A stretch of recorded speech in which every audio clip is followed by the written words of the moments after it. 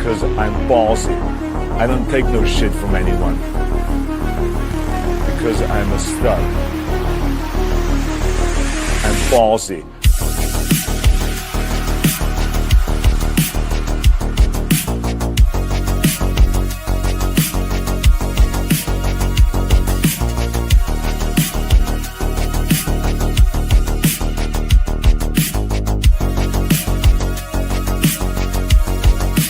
Anywhere I want.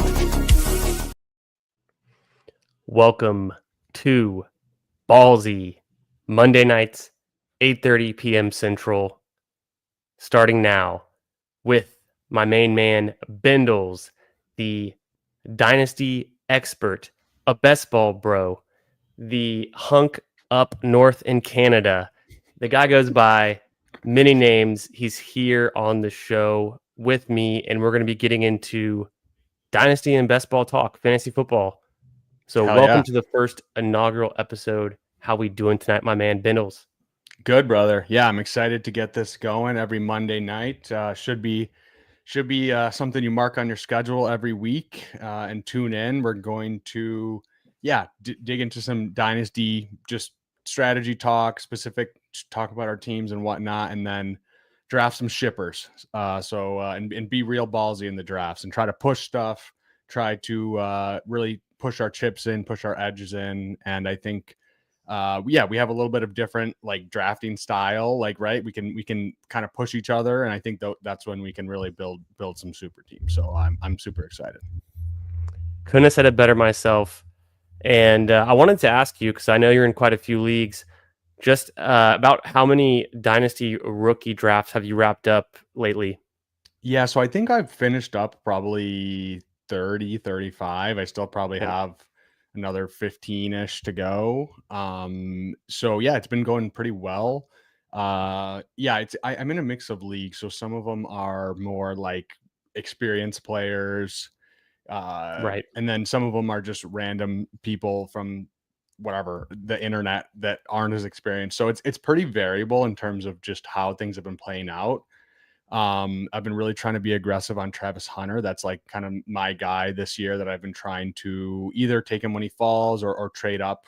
And I still think there's a good market to do that. And honestly, we got a good buying opportunity right now with the Travis Hunter clips out there on Twitter. So if that might make it even easier if someone was already doubting him on that. So, yeah, man, no, it's been really great. I think I really like kind of being able to move back in kind of that 109 to like 202 range. I think they're all pretty similar in value. So I've really been trying to draft not on need, but just for value in that range. If I can move back, Sure. pick up a second, pick up something in the future. And then I have done a few trades where I am sending away kind of picks in that range as well too, for like some vets on teams where I'm like, I just kind of need the points there, especially after kind of like Igbuka goes. I'm pretty high on him, but it's like, if you can trade, if you're a team where you're just like contender and your super points, like you need points more than like the absolute value ceiling, like George Pickens, Ooh, yeah. DK Metcalf, obviously both rising up the ranks with kind of the Pickens trade. The Zay Flowers, like Chris Olave, like there's a lot of guys in that kind of like wide receiver range where I feel like they're kind of undervalued already. And then, because I mean, like I like Loveland. He usually goes a little. He usually goes a little bit earlier, like 107, 108. Sometimes he falls. Warren will fall to 112 sometimes, 201. But Sure. like I'm high on both of them, but it's like, right, like everything in Dynasty is very league dependent, team dependent. So No doubt. definitely some, I think, good value vets that you can buy with those later first round picks as well, if you're a little bit more of a contender versus a rebuilder. So I know you've been doing a lot of really great Dynasty content. I've been watching it on your channel. You had Adam on, you had Ron on, you had Jacob on, to name a few. And so I've heard a lot of your comments around, different kind of maybe break points in the rounds where, like you said, after maybe Buka sometimes could fall, but after he goes, you might consider either trading back or trading for a vet. What are, in your mind, what are some of those other kind of like break points? And one that I think of is I was always trying to get Colston Loveland if I was at the end of the first round. And if he had gone and then it's my pick, it's kind of like, do I take, best available? Do I try to get out of it? So like, what are some of those break points for you? So yeah, kind of the first one would really be obviously Genty, and it's kind of in a tier of his own. Yeah. Then kind of the next three, Hunter, Tet, and Hampton. I'm pretty fine with all of them. I slightly prefer Hunter. So if you can like make a slight move up to get him, or if you kind of know the person's gonna not take him, then he's definitely like my target in that range. But I definitely want to get a at market amount of the other two.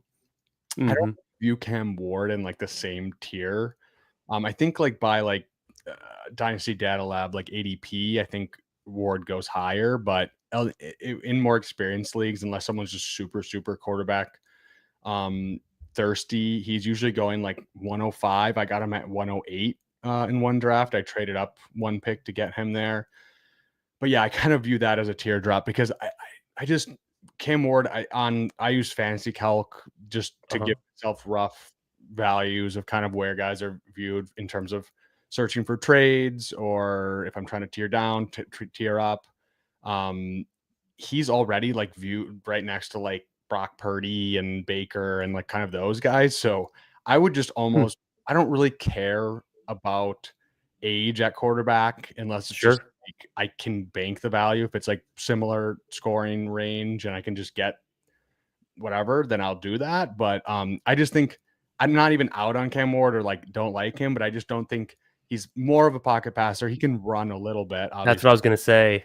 He doesn't have that next level ceiling, or, I get in super flex quarterbacks are currency, but to some extent, but like you said, it's as a more pure pocket passing, you might as well just try to, like, I don't know, wait until next year's draft class for different, prospects, or trade for an existing vet who maybe has a higher kind of rushing upside. Is that what you're thinking? Yeah, I mean, I've taken him in spots, but yeah, definitely would take those top four over him, and then Me too. I would even take Travion Henderson over him if I'm not just super quarterback thirsty. I would even take Travion Henderson over him.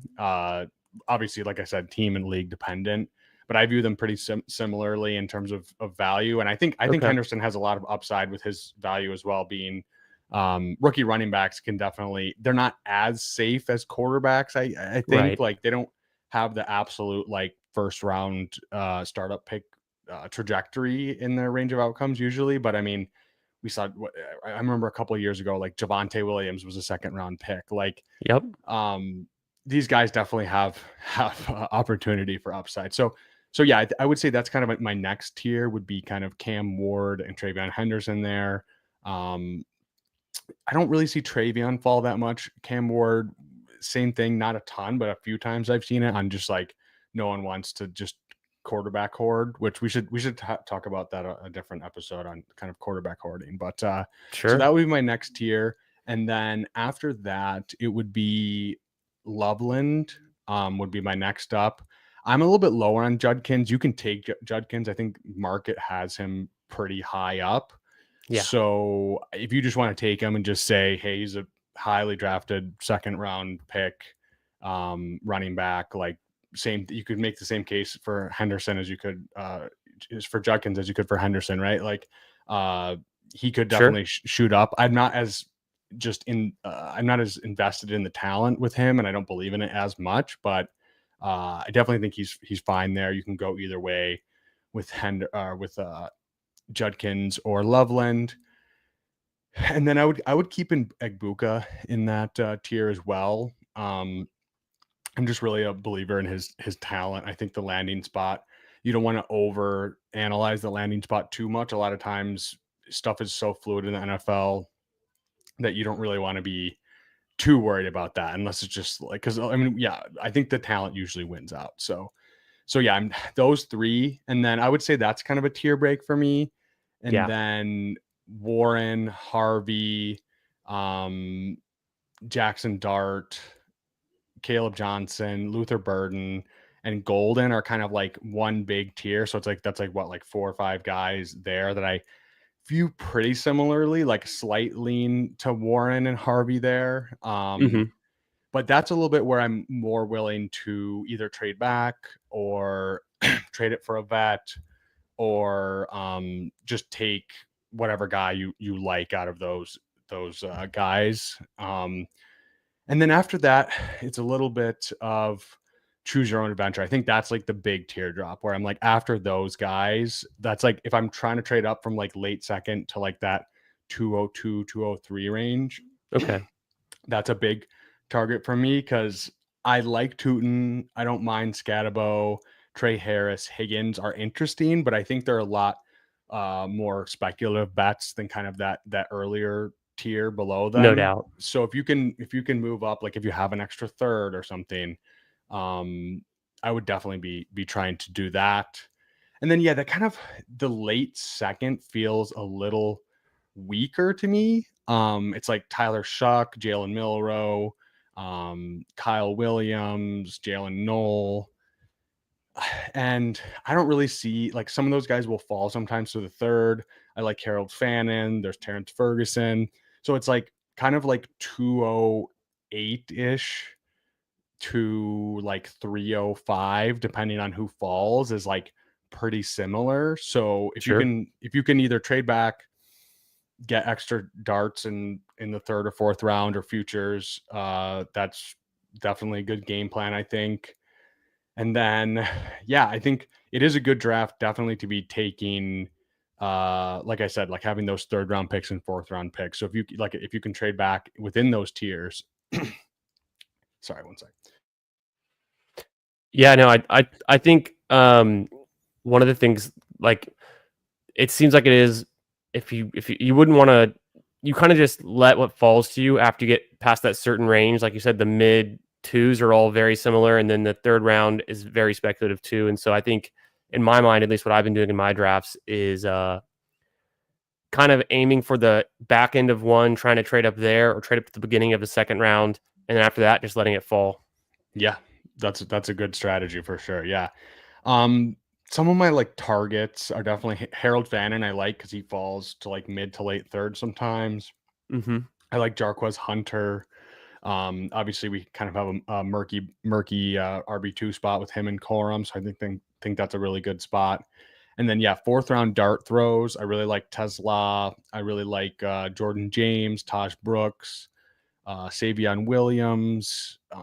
There's some other guys too, but yeah, I think it's a good draft. Like it's not the strongest draft. Like we've seen, like I think Sure. last year was like super strong, like up top. Incredible for QBs and wide receivers, the two most valuable assets, really. And then maybe slightly also, then Bowers. So it's like tight end is covered. I mean, Yeah, that was like we've been very lucky with like the draft classes. I mean, we don't know how this is going to turn out. Obviously, it's prospect profiles aren't everything.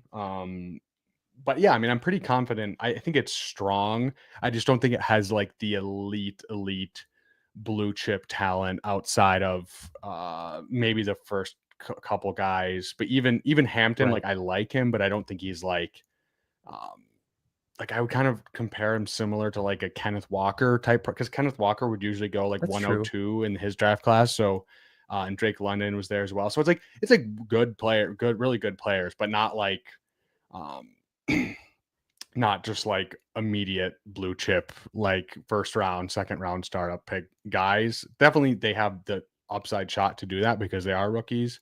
But yeah, like I said, Travis Hunter is kind of my guy out of this range where I just think he's just a very good football player. You might be able to buy him where like right, like if there's opportunities, like we see weird clips of him or we get some cornerback news or something. I just think he could be that guy other than Genty, who could be like in the Brian Thomas, Puka, like 1-2 turn pick range next year. Mm-hmm. And I'm Yeah, willing no to kind of doubt. buy into that uncertainty. I think a big thing in fantasy in general is I think some people are too scared of risk, that right, like are too risk averse. And I think that's kind of those situations where you can really push your chips in and just say like, you know what, I'm probably going to lose anyways. Like say that in best ball, right? But like I mean, obviously it's different in dynasty because there could be 5 teams that are not really trying to win. So it's like you have a better chance. And if your team is just absolutely stacked, but even if your team is absolutely stacked, like it's a week by week game in the playoffs, and like absolute juggernauts will get taken down just because they had a bad week. So No doubt. You said something there. You said you got to take the risk. You got to go for it. You got to try to win. You're probably going to lose anyways. Ballsy. That encapsulates the message for the show, for being ballsy. You got to take chances. You got to push your limits. If it's worth winning, if it's worth the glory, you got to go all in. Dynasty and best ball. And so that's kind of the point of, I think like the vibe that we're trying to instill into our drafts, and then on these Monday nights share and then talk about is like you could draft every team at ADP. You could play your dynasty leagues conservatively, maybe not making big trades or taking big risks on players like a Travis Hunter. But isn't it just so much more fun when you go all in and you really try to make a splash and do something? And that's what we're going to try to do. We just jumped into a 30-second best ball mania, waiting on 6 more. So if you're looking to get another best ball squad drafted tonight, hop in you there. could jump in. Yeah, come get in. I think it's funny too. It's like with best ball mania, people try to conserve their bullets, use them at the right time. Sometimes you don't want to be drafting and the room's going to be very sharp, with some of the viewers in the chat and everyone. Yeah, we got some sharp people in the people. So I'm looking forward to some eliminators this season too, where 6 out of 12 advance, and then you're never going to see your pot again. It's just head to heads. And so you can draft an eliminator with the stream and like not feel like you have to screw everyone over for their advance rate kind of thing, Sure. No, definitely. Yeah. I think I am not as tuned into the eliminator strategy and whatnot. So I'm definitely excited to kind of do that with you and kind of learn kind of the ins and outs of that format, because I think I'm already so deep in the dynasty game, and then just like regular like kind of BBM puppy style drafting. So it's like I don't have so much mental bandwidth to allocate to fantasy football. So No doubt. I think having someone that kind of has thought through it will definitely be really nice, and we can build some shippers. So it's going to be fun. There'll be plenty of more nights when we're drafting together on Monday nights where we'll do our BBMs, and then we can venture into the side quests, as we like to call them, the eliminators, the sprints. I don't know about the marathon particularly for me yet, or the weekly winners. I'm not like crazy about those ones particularly, but Sure. You never know what we'll get into, right? Absolutely not. We're wild cards here. We're ballsy. We're taking our shots. You never know what we're gonna get. So no doubt. Yeah, man. Waiting on one more. You were drafting some pretty fun teams last night. I saw you with your when you're on with BBG. That was some great stuff. Trying to get the $2 million prize. Yeah, man, it was a great stream. If you guys haven't checked that one out, Best Ball Guy on YouTube, go sub to him. He's streaming almost every day. Yeah, we had he was almost a 5-hour stream. I was on for a little bit. I hopped off and then jumped back on. And yeah, I think I like the team we built. We went 7 running backs, which could be controversial, but I didn't feel like we needed the firepower at tight end. We had Njoku and Kincaid.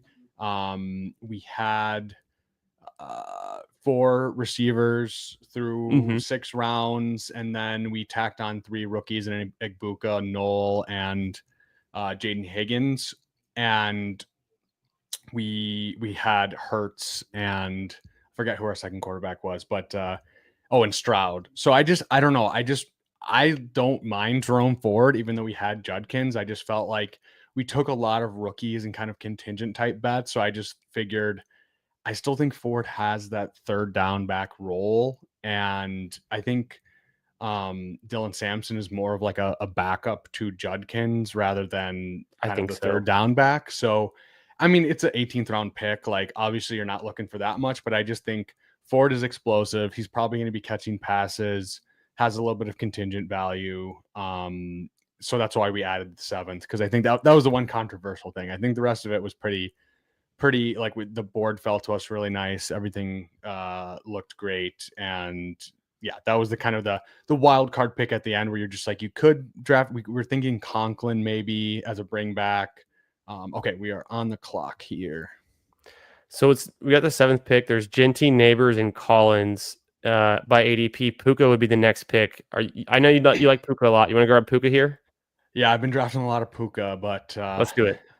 I saw someone's projections today, and they had Puka like a few points behind Lamb and Jefferson. So I'm pretty in on Puka. I just think Stafford, we've seen him be the kingmaker at wide receiver. I actually think Adams is like a plus for Puka to just free up some coverage for him and just having a better offense. So yeah, I'm good to go Puka there. So hell yeah, good first pick for this duo here on Ballsy. Yeah, let's see what we can get into. Shout out to all the bros in the chat coming out strong. Appreciate y'all being here. BBG stopping by. We got Disbanded, Green Bean, Hartman, Albug. We got Trieth. We got Neil stopping by. Appreciate you being here, Neil.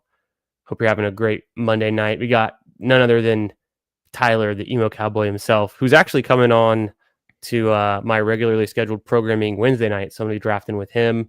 Oh yeah. Tomorrow night I have Billy Jones coming on. We're going to do a little bit of data talk and drafting and stuff. So that'll be fun too. We got on real time Thad, shout out. Dale's in here.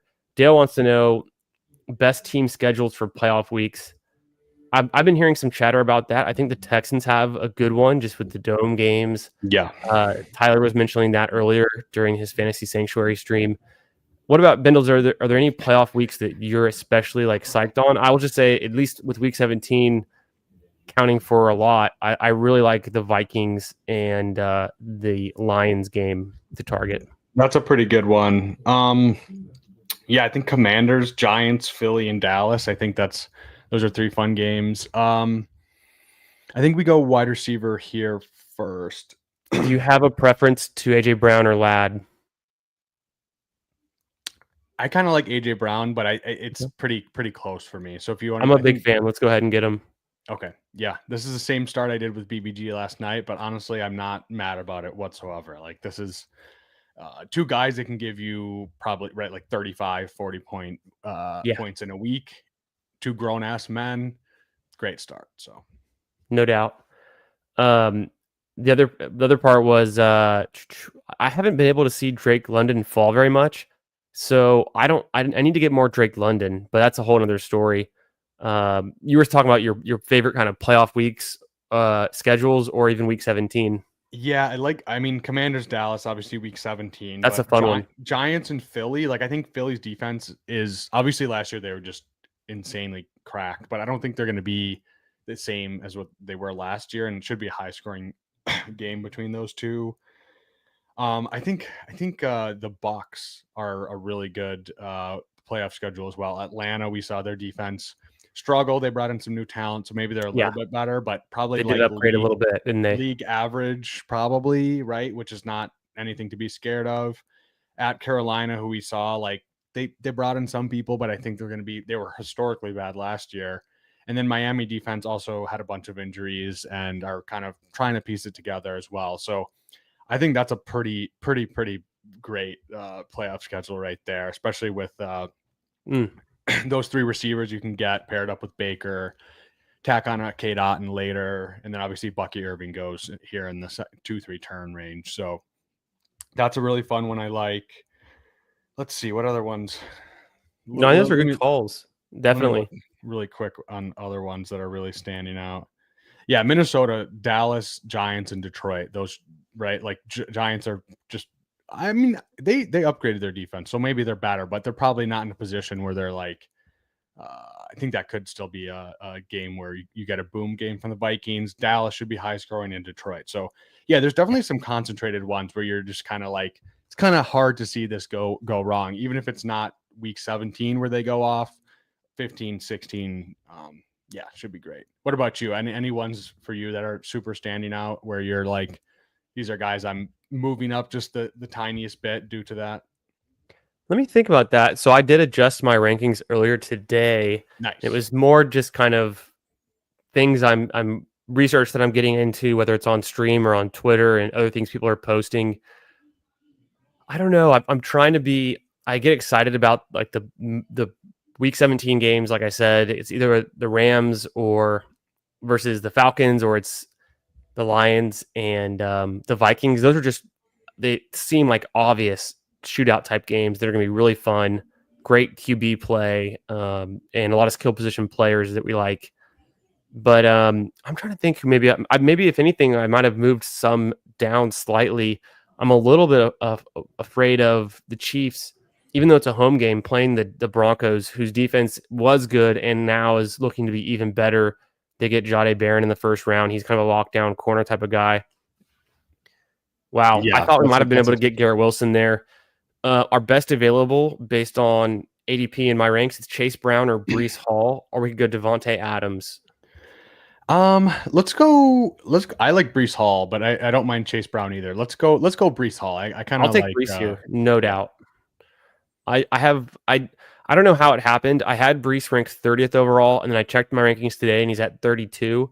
So I think I just moved some receivers around, and he kind of got pushed back. But I think it's a toss up with Chase Brown and him, because Chase Brown is a volume and opportunity dependent play, and Breece Hall is a talent based play. And I always like doubling down on like the talent based guys, because you never know what the opportunity is going to be in the future. Yeah, we were talking last night with BBG. He's super high on kind of all the Jets, which he is a Jets fan, so take that with a grain of salt. But Breece Hall, and I mean, yeah, O-line is pretty solid. They've invested a lot into that. He gets kind of the rushing quarterback efficiency boost from Fields. Fields, I think, checks down more than people think, and then it should be pretty concentrated with basically just Garrett Wilson, Breece Hall, Mason Taylor, I guess, and then who knows what the wide receiver 2 and 3 situation is there. So I think it's a good setup for Breece, and he's still only 23 years old. I think we want to be buying the dip on him, and especially paired up with those 2 receivers we took. That kind of gives us flexibility too. Like we can go anchor running back here. We can see what falls to us. We're not falling behind the wide receiver avalanche. So yeah, it gives us flexibility. If we want to take one more elite tight end or elite quarterback here, we can probably get away with it. So No doubt. I do like the idea of anchoring on Breece and just really betting on him being one of the top, 5 to 8 running backs that you need during the season, and maybe during the playoff weeks, he's kind of that hammer even. I don't know. I don't think we saw enough out of Braylon or of Isaiah Davis to be like afraid of them cutting into his workload.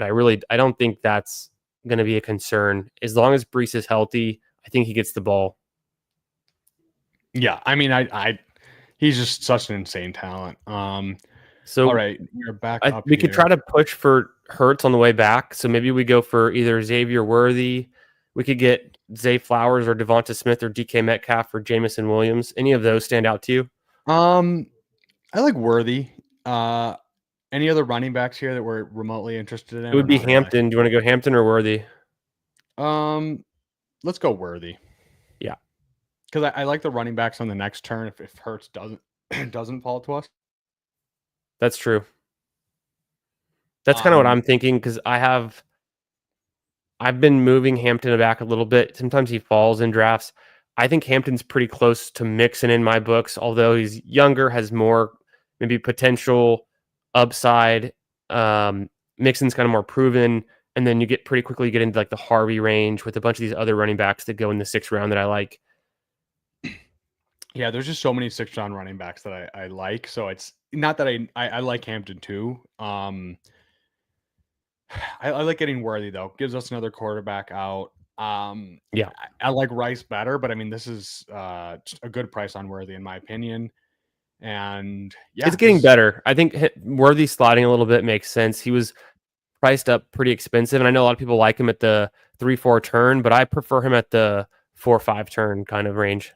But I think yeah, just getting him in this round, this is a tier of wide receivers that I like. I like all of them really. yeah. This is Sprinkle them in. like I think maybe like JMO, Flowers, Devonta Smith, Sutton. I don't like as much, but he's fine click there. And then Sure. I think Hunter and Ted are probably slightly above for me. And then Yeah. I think even DJ Moore might be in that next tier with Devonta Smith, Sutton, those guys. But yeah, no, this is so DJ Moore went super early in this one, probably to the McCaffrey drafters, what I'm seeing. So he gets pulled up. That's definitely a week 17 thing for him to get pulled up there, I would think. ooh, and yeah, that's what I was thinking of. That we if we would have went Smith, we probably could have gotten him to fall Yeah, back that's all right. around. But that's okay. I don't mind going later QB. Would you want to grab Kittle, or do you want to grab like a Harvey? I really like Kittle. I think Yeah, that's a good play, and I I'm don't into think Kittle.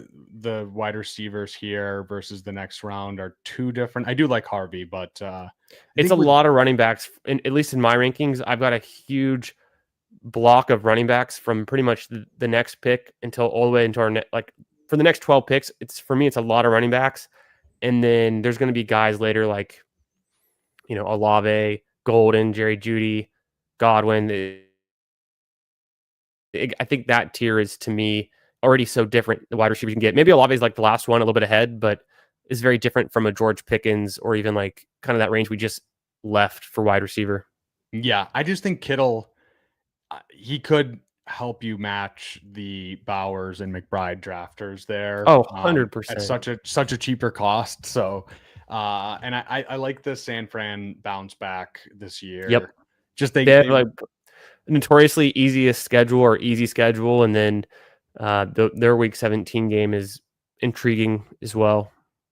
yeah, I just think it was just the season from hell last year. I think Yep. regression's gonna hit positively for them, and uh, yeah, say what you want about Purdy, but I think he's shown to be pretty good, especially if he has all those weapons, if everyone's healthy, and even if one of them goes down, and it's not like everybody, Ayuk and Debo being hurt and CMC being hurt, it's like probably not the average thing that's going to happen on any season. So it should bounce back. Yeah. It's just one of those years. Sometimes it's the post Super Bowl kind of slump. Sometimes it's injury bug.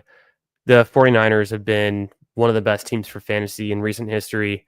And just you can see, there's a lot of their players that are priced up, but I think actually Kittle right now is a great value. So I love getting him in round 5. Coming up on our next pick, based on my ranks, I have Kamara, Henderson, and Connor. If we throw it to ADP, there's the option to get a Dunze or Godwin there. Samuel and Judy are the next wide receivers.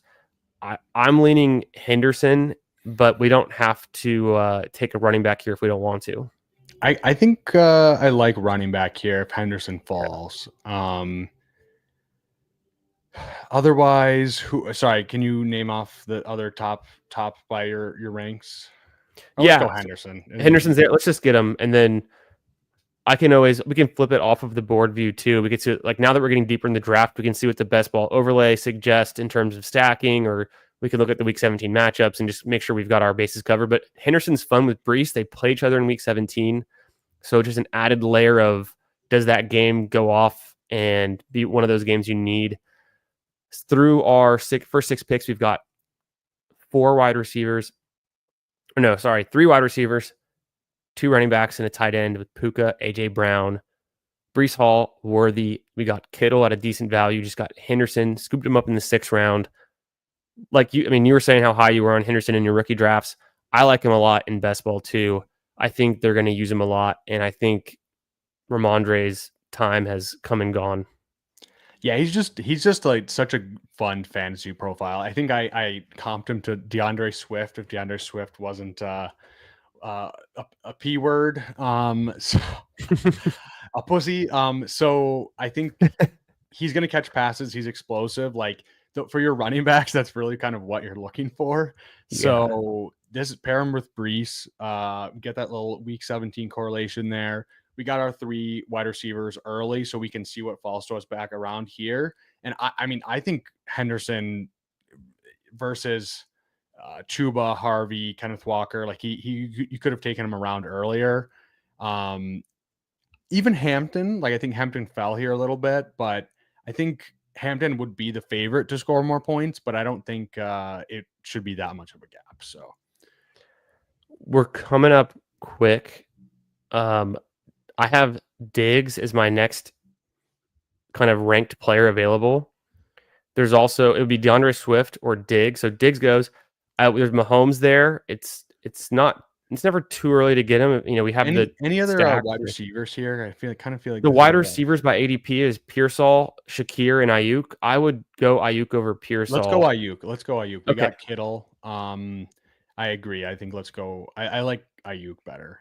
Me too. I know you're kind of lower on Pearsall, and I think I'm Not with into you. him. Like I think before I was a little bit more just kind of wishy-washy on it, but I think Ayuk, we know he's good. Obviously there's the injury stuff, but right now it's looking good. I think especially we can kind of get some early season stuff to cover him off if he is a little bit slower. But if this is an offense we want, we're already making a bet on it with Kittle. I think in the playoffs we could be real excited to have that combo there for San Fran. So no doubt. I've also seen Mahomes fall. Not every draft, but in a good amount of drafts. The Rice drafter was on our left side of the board, so we got another swing at Mahomes if we want him there at pick 90, which to me makes just as much sense. Locking down the wide receiver by the 7th round, and just like you said, he could be injured. Maybe he starts off slow, but when he's healthy, he's good. Although he did kind of have a slow start to last season. I don't know what to chalk that up to. I've had some people try to give me both sides of the Brandon Ayuk talk, but I haven't been drafting him a ton. I'm open to drafting him more. As we saw Diggs rising up from the big board all the way until today, like Diggs has gotten more and more expensive. People have seen the recovery arc on him. Brandon Ayuk, although I think Brandon Ayuk had a double ligament injury, and it was about the same time frame. He's a little bit younger, and can he also kind of come back and be ready by week 1? So maybe, and as we see more good news, maybe he'll rise a little bit too. People remember who he was and how he's been a fantasy asset for a couple of years. Yeah, definitely. In my draft yesterday with BBG, like I think Jennings, Ayuk, and Pearsall went within like 4 picks or 5 picks of each other. So I think there definitely could be movement based on kind of the news we get on Ayuk and just in training camp and stuff. So I obviously, yeah, they went back to back here, but I'm willing to like kind of buy the dip a little bit on Ayuk, just betting on the talent. Like when he's healthy, which we're looking like he is going to be, that it's just a good pick at this cost. It's pretty low cost. So yeah. So shout out to Anthony, best ball on call. He's in here too. Just missed out on getting in this one. Got Raphael in here. He says he's a big Samson bull. Probably talking about Dynasty. Maybe talking about best ball, but yeah, we got Triot in the 11th spot. We see him. Let's see his team. We're up next. So far, Triot's gone Brian Thomas, Drake London. I love the start. Kyron, a good value. T-Mac, Ken Walker, Olave, Aaron Jones, Darnold. He's just scooping up all the value. He's got a lot of good picks. We could go Mahomes here. We're on the clock. We could take Egbuka and just keep pushing QB down the line. Maybe go from over a Purdy build. I mean, we do have a lot of quarterback outs. I kind of lean pushing it, but want to go Egbuka? Yeah, that's kind of how I want to play it, just because I think we have a lot of quarterback outs. We have Stafford, we have Baker now, we have Fields. We could go and backstack them. Purdy, Drake May. So I just think we have so many options that we have that flexibility. Not that Mahomes. So did Mahomes go unstacked? Mahomes went unstacked to the Jalen Hurts drafter. Okay. Just he's hard to pass up. People want to click him because of the ADP value. I still think Mahomes is very expensive, so I take him on Chiefs teams. They're kind of stacked up, so this could have been one, but Yeah, like could have been I for don't sure. I mean, force it's a it. fine cost. It's a fine cost. I don't know. I just don't. I just feel like with if we had a team where it was like a little bit more, we were lacking on options later on, then I'd be more willing to do it. But it's like I think we can go 2 or 3 quarterback. We could do 2 in the window here, Yep. and still feel very good about our team. And adding that receiver, I think is just that's how I like to build my teams in this range. Yep. So I would agree. Another name I recognize is in our draft, Bitcoin. I don't know if he's in the chat. I haven't seen him on YouTube, but he might just be on a similar schedule, drafting kind of later at night. I feel like I see him pretty often in these drafts. So shout out to you if you're listening. How you doing? And then otherwise, yeah, we're kind of in a room with some more unfamiliar names. It's going pretty standard so far. I mean, Pittman a little bit early. He goes right after Downs there. I don't think I've seen, I'm going to scroll through the board slowly. I don't think I've seen anything crazy except for the Hurts Mahomes pick, but that's not even that egregious. It's just a little bit suboptimal team structure or construction. yeah, it's not crazy. I mean, you might get Mahomes or Kelsey here for the Yeah. Mahomes drafter. It's fine.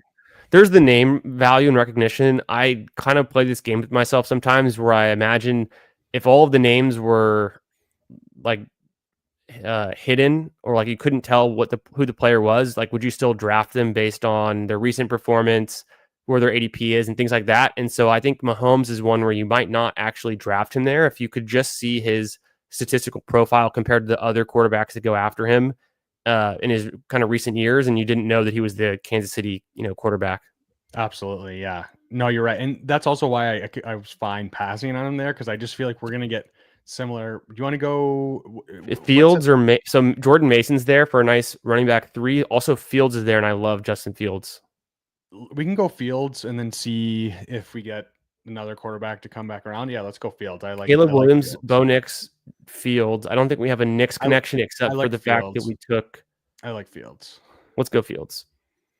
We can see And then if Baker didn't come back around. Baker would have been nice too, just because it's a slight value, and then Egbuka and Baker could be a nice combo.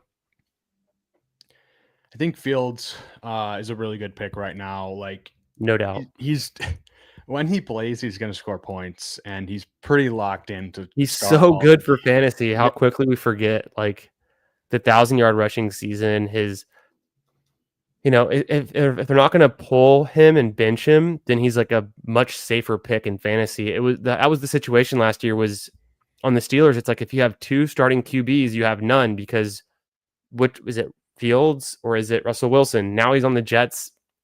I can't name another player on the Jets who could take the job from him. It would be very out of left field for him to kind of lose his starter gig at this point. Absolutely. This is a really nice team so far. I really like I feel like I feel pretty strong everywhere. Okay, so Purdy goes. I wanted to see if Purdy would fall back to us. Yeah, I kind of had a feeling Purdy would go because that guy had been he had McCaffrey and then he took Juwan Jennings super early. But where's the Diggs drafter? Is he to the left or right of us? He was one spot to our left. He took Diggs before we took Ayuk. But then he has Mahomes and Hurts, right? So yeah, so I think we could feel. So let me go ahead and show you our selections now that we're a little bit deeper into the draft. I'm going to refresh quickly before our next pick. Sure. And we can see. So obviously we have Fields, QBs. Bo Nix is still there. I mean, he's got the rushing upside. We've got the connection through Worthy for the Week 17. I just don't know what other Denver pieces we can get later on. Maybe some of those late receivers, maybe. Yeah, I don't love that. I don't love it. I almost just prefer May, like straight up. Like I don't think they're going to score that differently. And if we already have some of the other correlation pieces, I'm willing to kind of just be ballsy and throw the ADP out the window there a little bit. I think so. I'm also cool with pushing May since like you said, the Diggs drafter has 2 QBs. We got some cover. Yeah, I think we got some cover. So then we still have an out with Stafford late. Sure. Running back wise, it would be Sharps, Warren. These are my ranks. Otherwise, Warren, Sharps, Yeah, I like those two. What about wide receivers? Is there anything here that's Keon standing out? Coleman or Rashad Bateman or Mims. Um, I think we go running back here. Let's go. You have a preference between Charbs and Warren? I think I'm open to taking either one. Want to go Warren? Let's go Warren. I haven't taken a ton of him. But I think he's a good pick. So I haven't taken a lot of Warren. I typically rank Charbonnet ahead, but I want to coin flip it in that range. Warren a little bit past ADP or Charbonnet like right at ADP. I think they're in a very similar tier.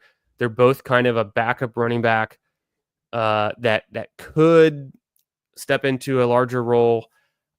Charbonnet, we saw him do it last season when Walker went down, but I think the Seahawks are moving in the wrong direction. Their offensive line is not going to be that great versus the Steelers.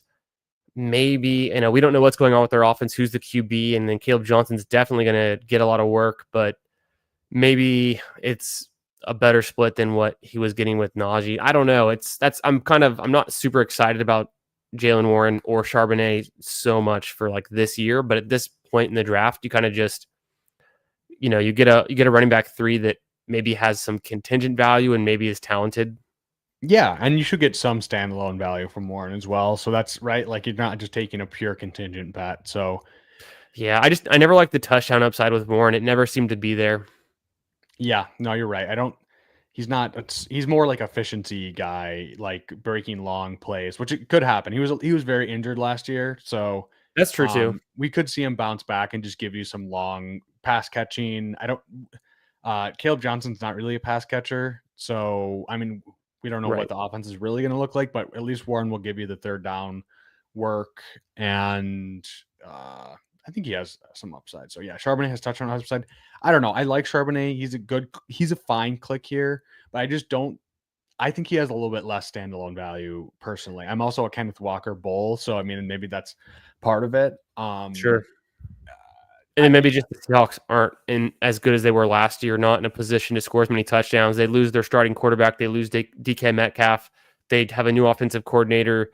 I haven't heard anything good about their O-line. I'd have to relook at the draft to see, exactly what they did to fortify it. But kind of my gut instinct is the Seahawks are kind of moving in the wrong direction. And I think Geno is more important than some people might realize, maybe as a general consensus. I think moving off of Geno is going to be a big drop off for them. And then we haven't seen Sam Darnold be successful anywhere besides Minnesota. So that's just a big question mark. Absolutely. Yeah. I do think they're going to be pretty run heavy, but I think Charb's standalone is getting like maybe 30% of the work. So for our next pick, we saw Drake May go off the board. Unfortunately, Goff is there. We just don't really have a way to connect to him, and it's not that big of a value yet. Running back, I would go Spears. Etienne and Blue are there. I don't know if you feel strongly about one of them. I don't mind Etienne, but okay. I don't take a ton of him. We don't really need a tight end in this range either. I kind of feel like we go Etienne or Spears. I kind of like Etienne. I kind of like the offense better for Etienne. I think Bigsby is the odd man out there. We saw the Tootin fumble stuff today. I'm not worried about that at all. He went pretty early in this draft still because I think people still like him. Fast. But yeah, I'm not a tank guy, so I think Etienne can still pay off. Yeah, I'm down for a roll of the dice on Etienne in this range. I generally have him ranked lower, and it's an ambiguous backfield. They did draft Tootin. They also got Allen out of Syracuse, who's more of a pass catcher. And then Tootin, they're looking for, I guess, to be the speed back or potentially a workhorse back. I don't know the depth of his profile, if he can handle that workload, but it seems like he got some touches and we saw how fast he is. Etienne seems like they're trying to replace him sooner than later, but maybe it's not this exact season. And as long as Etienne's healthy, he can, he still has the connection with Lawrence. They go way back to the Clemson days. So I think there's still some trust there. I'm not ready to fully give up on Travis Etienne. Yeah, it's just, I think it's a good offense, and I liked Tootin. I took him twice yesterday on stream, or maybe 3 times. But I'm not 100% right sure. Like he's a 4th rounder. ETN still is talented, and if it's a good offense, I still think whether it's even if he is the second back, I think this is still a fine range to click him. So yeah, even if he's not the 1A, if he's the 1B or getting still some work and a good offense, I think it's a fine pick. Yeah, no. And then Krieth says 6 picks, and I'm correlating Jacksonville, sue me. Yeah, no. I'm not. Trust me, I'm never gonna hate on a Tootin pick. It's not that. I just said he went a little bit early. And you got the Trevor Lawrence too. So no, I see it coming together. And I draft Tootin a lot too. What up, Meat? How you doing? And then we also had a lot of intel and some conversations around what's going on in Seattle. Yeah, Gray, Zabel. I remember they drafted that guy now. That makes sense. And then some Geno hate from Raphael. But yeah, all good stuff. All good stuff in the chat. Let's see. Our next pick's coming up. We're about to move out of the QB pocket. Yeah. Is there anyone here? Maybe we could try to just push and wait for Stafford. I say we don't have any bye week if issues. not, we can always try to backstack someone. I feel pretty fine with Fields and going with a weaker guy. It's pretty dried up at wide receiver. I've got Spears loaded. Is there anyone you want over Spears? Let's go Spears. Okay. We'll let it hit Spears. And then we can be done at running back if we want. It kind of feels like we got there quickly, even though we did more of we thought about anchoring with Brees. We ended up going Henderson, and then now we have 3 RB, let's just call them RB2 on their own team kind of guys, but maybe ETN is the 1A and then Tootin's the 1B. Maybe that switches, who knows? Kind of similar with Spears. I think of him as close to a 1B, but not like not a full split. And then Warren we'll just kind of see. So I think based on the fact that we don't have a single overlapping bye week and we took the running backs early enough, I think we're done with 5. And then now we just backstack a QB and get some value on late tight ends. Yeah, I think this is probably wide receiver and or quarterback the next couple picks. Yep. And then Mason Taylor would stack up later on if we can get him. I mean, we can go. I'm fine with pushing tight end till later. There's some guys that fall like Freiermuth, other guys that I like that go pretty late. So we can see if someone either stacks or correlates or something to be our second. Here's the thought. I mean, I'm going to jinx it, and I don't think it's going to happen. But let's just say that Michael Penix comes back around to us. And did he just go? No, he didn't. For some reason, if he comes back around, do we take him because we've got the Rams, Falcons week 17 with our Puka already? We could do it. And I think he's just kind of like an advancement piece too. If we get him cheaply, I have him ranked pretty highly. Like I think Penix for me is in the same tier as like a CJ Stroud or Trevor Lawrence. And so if we're getting him 2 rounds later than another pocket passer, like kind of, Goff fell a good amount, but I don't think he'll be there. And then it's, the next question is if he is there, can we get Pitts to come back around would be our nice out. Besides, and Algier's already gone, I would say, and Algier's not a really big pass catcher anyways, but yeah, I don't know. I'm not as high. I'm not crazy about like Ray McLeod. I'm not as high on Penix, but let's see what falls to us. I'm open to it. I'm open to it for sure. I think Cam Ward's there too, and if I think about the ways to backstack him, we've got Spears, but is there any other Tennessee receivers you think about late? I'm not crazy about the other Tennessee guys. So I mean, Penix is there. It's not the biggest fall. Pitts is gone. Would you rather wait and take like Bryce Young? Can you tap to receiver and let's just see here? I kind of feel like we should. I don't know. I'm pretty open to pushing quarterback personally. Okay. So I don't want to go Leggett or Thielen. We can go Leggett. That's fine. Let's take Leggett because then it gives us the ability to get Bryce Young on the way back. Okay. It's kind of what I was thinking. Just starting to set up some late stacking and then just, Leggett, round 13. Why not? We need a wide receiver. I think he has some of that second year upside that we want in this range when if I just look at who else was available by ADP, it's like a Cedric Tillman, Romeo Dobbs, Thielen, and then in my ranks, it would have been, Dobbs, Thielen, or Pierce. So I don't like Leggett. I can get onto in the right situation, and we don't need him for weekly scoring. We need him for spike weeks or the playoffs. Maybe in a certain playoff week, like 15 or 16, or even week 17, that he just gets a touchdown, and that's pretty much good. He can hit the flex or something we need. I think if it was me drafting alone, I probably would have went Dobbs there. Like, I don't know. Okay. I think it's going to be Dobbs, Golden, and Reed. And I don't know. I don't love Dobbs by any means, but I think he kind of does just randomly score like 2 touchdowns sometimes. So, but no, I'm fine going Leggett there. So, What up, Steve? How you doing tonight, my man? Hope your week's starting off good. We're doing good. We're in the middle of this one, this 30-second best ball mania. We got to make some moves. We took Fields, which is a great pick on our team so far, and we've avoided the QB pocket. Took a bunch of running backs, so now we're playing kind of the risk reward of going for the late QBs, which I think a lot of people can pull the trigger on these middle round QBs, and then they don't have the opportunity to get the late ones. So this is kind of like a veteran move, or like a ballsy move to just keep pushing quarterback. We didn't commit to Patrick Mahomes. We didn't commit to Drake May before ADP. We're going to keep pushing it. And, sometimes the late QBs pay off. Like I don't know that there's another Bo Nix in this draft, but last year you could have got Bo Nix in the 18th round. Yeah, I mean, I feel pretty secure with Fields. Like, we're going to be betting on him to just be our alpha quarterback who's scoring a lot of the weeks.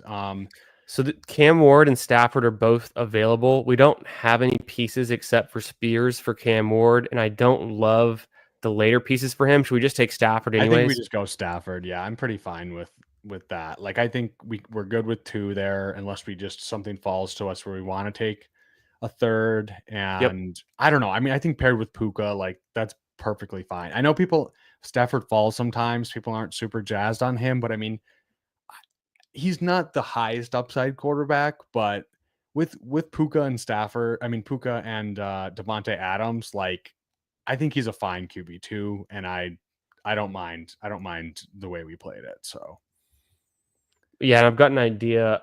I want to check. Oh yeah, I saw that you used private. I didn't check the private chat until right now. 30 minutes ago, you're like Purdy, or 15 minutes ago. It was after he went anyways in between us. So I mean, it's fine. It just didn't fall the way we wanted it to. But it would have been nice to go Fields, and then obviously Baker went before, but like if we could have gotten 2 of Fields, Baker, or Purdy. I actually saw Hayden Wings talking today about how it's not that frequent that people kind of pair those kind of middle, like two in the window, which I know has worked before, but it's like people either do an earlier guy and then a late, or like 2 later, or I don't know. It's like, I don't think that many people do like 2 in that kind of like window there with like Bo Nix, Fields, Purdy, Baker.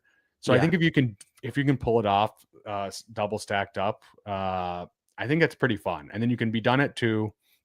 And it's not so much capital where you still can build out a strong team. So yeah, it didn't work out this time, but I mean, I like this. A Stafford Fields quarterback room. We got kind of like the stable guy with really good weapons in Stafford, and we got the rushing quarterback in Fields. Like, that seems like a pretty good combo, especially stacked Stafford. So yeah, slight bummer. I don't love Kyle Pitts, but it would have been interesting to get Kyle Pitts at 151 and then still get the option to go Penix or Stafford, where it's our bring back against Stafford. And if Penix was still there in any kind of, at 162, I think you could pull the trigger and just go with the skinny stack. Are there any, because I don't like to force things if it's not there, are there any other Falcons you would consider, or after Pitts and Algier, are you just like done with that team? No, you're on mute. I don't mind tacking on Ray McLeod round 18, honestly, okay. But I don't mind it. Like if you have Penix, then it's fine, or if you have a bring back, mostly stacked. But I'm yeah, gonna go it's ahead and give not. you a few seconds to look at our squad. 2-5-6-1. We got Stafford and Fields. It's pick 175. This could be a tight end spot for our second tight end. I mean, there's a few decent options. Fryermuth on Pittsburgh, he's not terrible, right? Gesicki on a good offense, but up and down years. Otten's pretty consistently good. Mason Taylor for the stack could be just the time to take him. I mean, is there any receiver here? And then we can see if one of these tight ends falls back around. Thielen is still there, and Alex Thielen or Pierce by my ranks. ADP, it's about Um, the same. I think I would go receiver here and just see what tight end falls back around. But if you want to just lock one, Do you want to throw in Pierce? Let's go Pierce. I kind of feel like he's a good fit on this team. Yeah. Anthony Richardson went, but Pierce still is.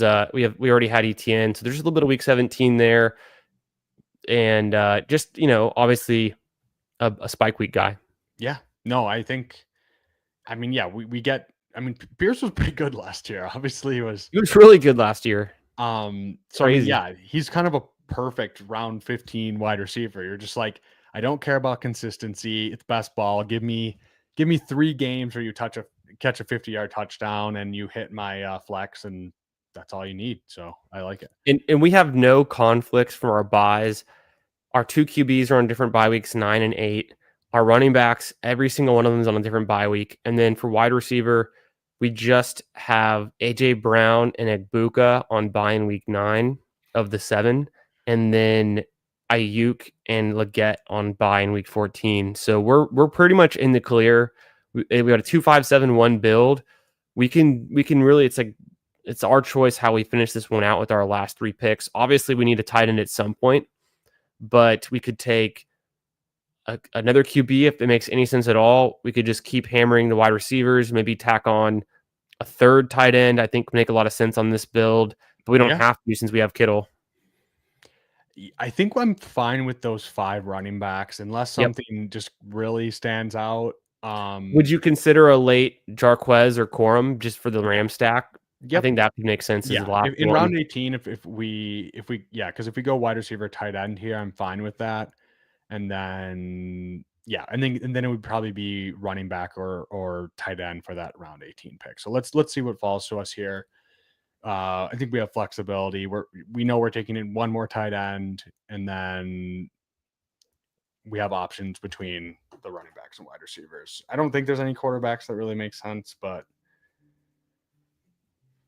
yeah, let me just double check the QBs and we can kind of think it through. Like Chuck, but what does he do for our team? And we don't have any Saints, right? We could do Shuck and Juwan Johnson if we really wanted to. But. Yeah, we could if we wanted to. I mean, if Mason Taylor goes, maybe that's a way out because I think Juwan Johnson's pretty good. Taylor's there. I think we just grab him. I think it's Taylor. We just go Taylor and we just say screw the 3rd quarterback. Yeah, pretty much. Let's just do it. Quarterback tight end pairings are that's another thing from Hidden Winks today.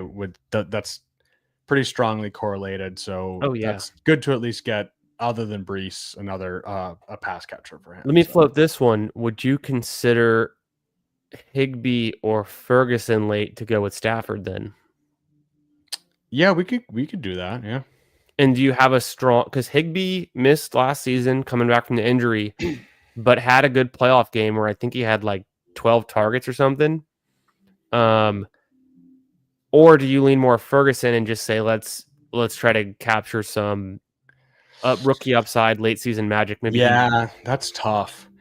I think I lean Higbee ever so slightly, but yeah. And then I mean, you know what else we could do is if we think we're fine at wide receiver, which I mean we don't necessarily have to be. We could either do one of the running backs. We could do Tutu and then Higbee, but we could pull up someone to the 17th here and then go Higbee or Ferguson round 18 if you want. We don't have to do that. I'm fine. Yeah.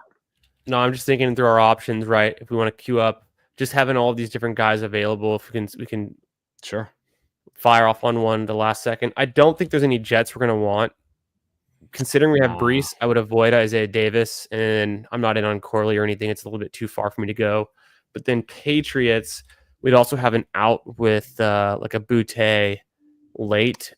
Yeah, that's It's not the craziest pick. It's not the most attractive pick. We've already got Henderson, so we don't have to force it either. I kind of feel like the way we've played this, we could stop at two tight end. We could get one more if we think Schultz or Juwan Johnson adds enough value to this team. Yeah. Or Higbee, like we were talking about Higbee, maybe. Yeah, let's see what falls to us here, because I think there's no right or wrong answer. I think we're fine. Yeah, we're fine at quarterback. I mean, Taylor is a rookie, so I mean, we could just say the third tight end, just kind of cover our ass there and just get us. Makes a lot of sense. Did you hear Leone on Best Ball Breakfast this morning was talking about the viability of the 4 tight end builds?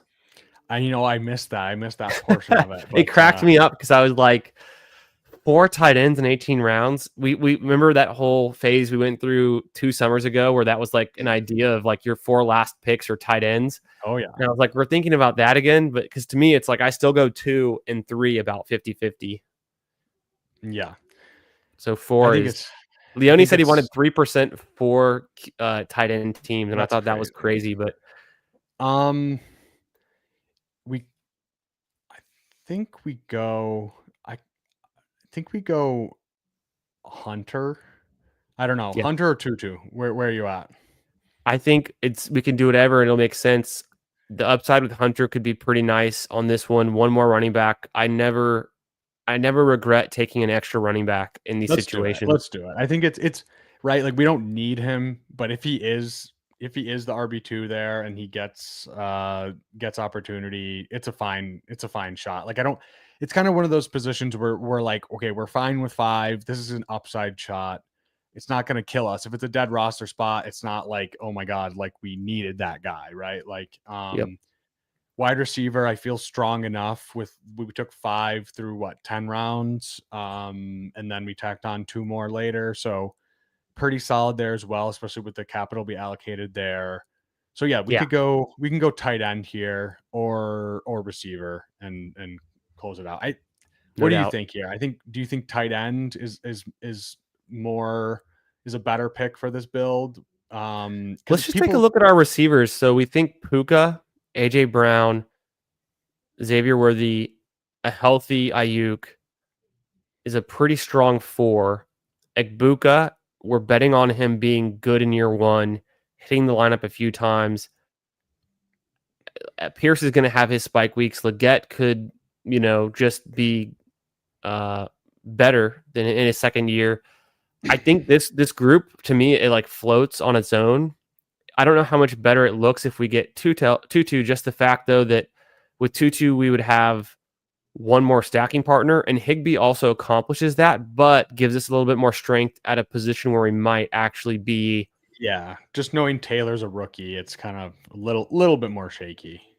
So if Higbee's there, I think that the third tight end just gives us a little bit higher floor for scoring throughout the season, but it doesn't take away from our ability to hit on our stack. Like if Higbee was gone, I wouldn't push for Schultz or Juwan Johnson, even though I don't mind Juwan Johnson just kind of on any team. I think he's a good value. I would probably lean back to Tutu just for the stacking correlation. Yeah. Or even Boutte. That's a little bit thinner though, but we don't have the bring back for the Falcons. Oh yeah, not so we're essentially saying that we're taking the Rams for our season-long scoring, and then at some point in the playoffs, like Week 17, we think it's going to be you need Fields, Brees, and then a Henderson bring back is kind of what we're saying there. Yeah. I think I don't know if that gets any better with Boutte. I think it's probably one of the 2 Rams.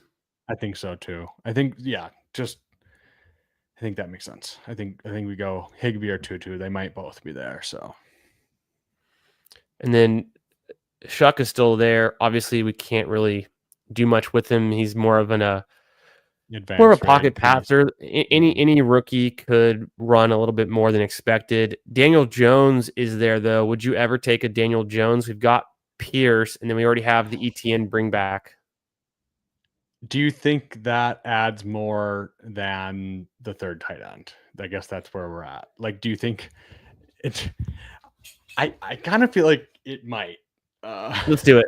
Should we do Daniel Jones? Yeah, I don't hate it. I think we should do it. I think it's fun because it's a round 18 quarterback that is viable the way we built it. And we were pretty good with our wide receivers. We took Kittle, which means you have to be comfortable just knowing that Kittle's the right pick for the playoffs. So at the end of the day, like I can talk myself back into maybe Daniel Jones is the piece we needed, and then we've already got the correlation set up with ETN and then the Pierce pick. And then so now we've got two. I mean, and then Fields, of course, we have Brees with him, who does catch passes, a lot of passes, and then Mason Taylor. So we've got, and then the bring back with Henderson. So we've got a Week 17 game stack through Fields, another one with Jones, Pierce, and ETN, and then Matt Stafford just goes with our first overall pick. We also have a round 17 Hunter that doesn't hurt to team stack. So I think the way we ended up going, to me, it's more interesting than just tacking on a Higbee. I agree. Tucci was the pick before us anyways, but I mean, it's obviously quarterback tight end correlation. We were talking about it earlier, but it's like, do we even know? Is it, we were talking about Ferguson. Is it Higbee? Higbee is pretty old, coming off an injury, so it could just not even, it could be a 0 anyways.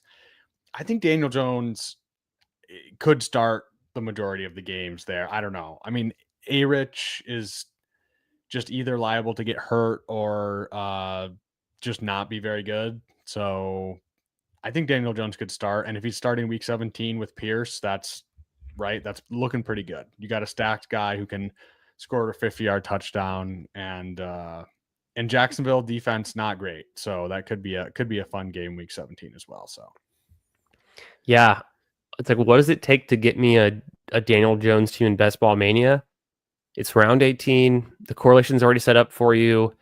We had I don't think we have a weak QB room because we have Fields, but it just made a lot of sense on this one. We felt good at wideout. The running backs had been good from the middle of the draft. And then the last thing I'll say about the tight end situation, maybe we go Higbee there, but when you take Kittle, you're essentially saying that he's the guy you need because you're missing the opportunity to take a lot of other running backs and wide receivers who have a ton of value in that range. Like, let's just look back at the board quickly and then we can review the team.